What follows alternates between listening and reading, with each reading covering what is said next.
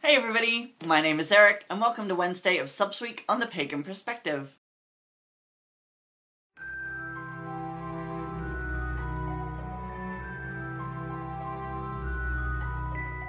This week, our question comes from Carrie Bonine? I'm sorry if I'm butchering that. But they're asking us about our favorite pagan-like music, musicians, and or songs. And this is an interesting question, because I don't, as a rule, like pagan music. I do have a few things that I'm obviously going to talk about in this video, though, and I want to start with, actually some Baptist songs. I have a friend who is a Baptist, and I've gone to church with them a couple of times and listened to some of their Christian rock music. And something about it, I don't know what it is, but they're like low-key a bop, and they activate, if we're talking psychological model, they activate the part of my mind that's telling me I'm having a spiritual experience. So I really actually like, the band I like is Planetshakers, that's the one they introduced me to, and the songs are Always and Forever, and You Are Holy. And those songs are so fun. I really like to start my day with them to sort of like raise my vibration, if we'll use that vernacular. And sort of set my intention for the day and like put myself in a good place, and also use that as like an active devotion and sing along to those songs and sort of raise power in that way. And I think, you know, when we're looking at Christian music, we're quite often like ready to just like poo-poo anything Christian.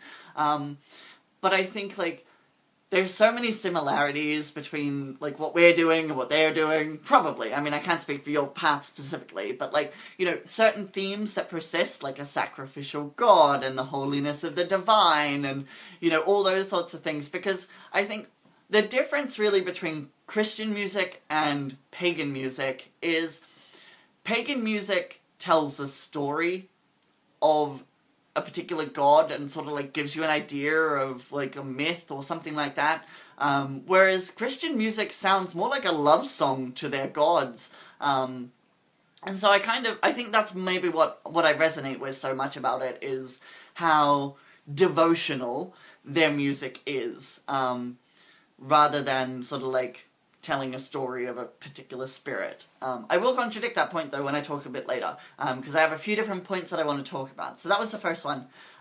In Ritual, the music I like for Ritual, I have an album on my phone called The Magic of Celtic Songs, and this is just a collection of, like, instrumental music with, like, you know, flutes and bells and stuff. Very, like, witchy. And I have used that since I first started doing this stuff. So, like, for about 10 years I've been using that same music, so it always, like, puts me straight into that ritual mindset whenever I hear it, because I've been using it for so long. When I'm doing Solomonic work, though, I like to use Gregorian chanting. There's a lot of, like, 10-hour-long Gregorian chanting music on YouTube and stuff.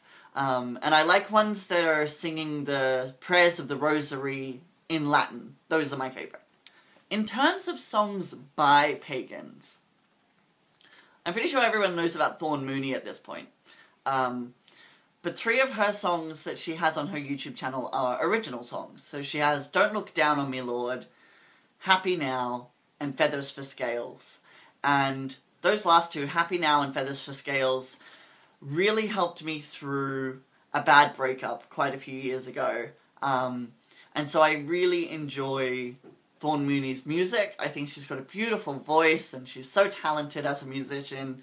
So I really enjoy those 2 songs, or those 3 songs even.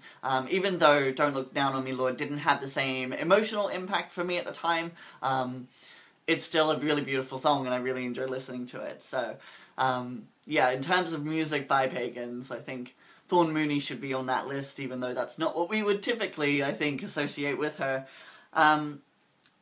Persephone is an album by Wendy, and I got to meet Wendy earlier this year and purchased a copy of her album. It's really, really lovely. And this is where I'm contradicting myself, because where I don't normally like retellings of myths and things like that, I think Wendy has done it in a really beautiful way. And she has a very operatic voice and style to her music, which isn't for everyone, but especially live, it's really beautiful to listen to, and I really enjoyed it. And I have a certain relationship with Persephone as well, so for me there was sort of that aspect where I was already invested in whatever was going to come from this sort of album that she's birthed.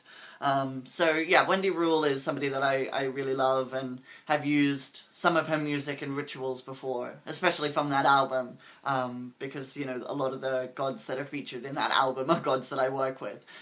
So I do love that album as well. Some songs I like just because they give me witchy vibes, and, like, these are the songs that I like to have on in the shower and stuff, because they sort of, like, put me in a good mood and give me that, like, witchy confidence, I guess. So, like, the obvious one is Frank Sinatra's Witchcraft.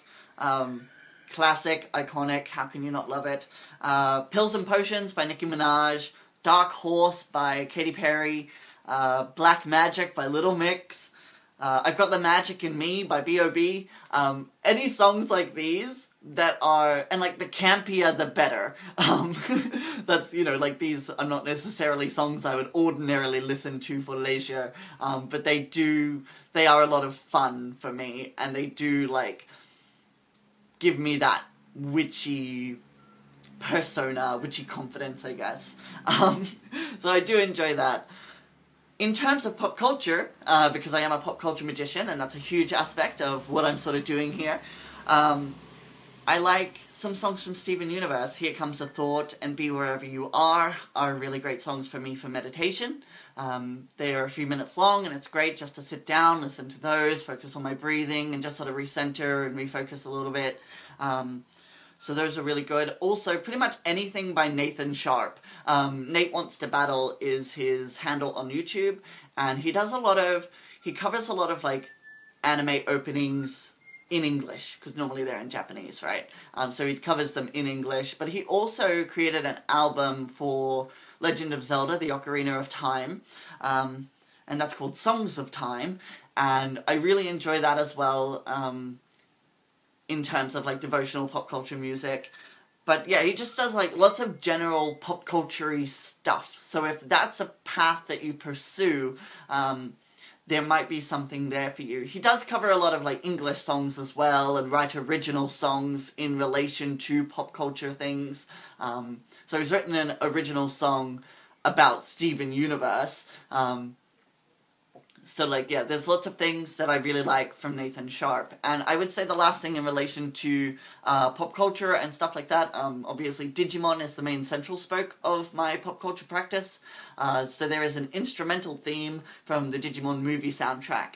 And that, I don't know, something about it, it gives me the chills, it gives me the goosebumps, I just love it, it's so powerful for me. Like, I totally get how silly that might sound to some people, but for me, it's a very powerful and emotive song, and listening to it while I'm trying to tune in and, you know, work within that system, it's very powerful and very efficient for me using that song. So, I obviously, in this video, I haven't used any clips or anything from the songs, because I don't want to get Kara or the channel in trouble or anything. So, I will leave a list of all the stuff that I mentioned below, so that you guys can search it on YouTube if you want to. But I think that's all that I really wanted to say on this topic, so I hope this video has been informative, or at the very least, entertaining, and I hope that you're all well. So until I speak to you next time, mwah, bye.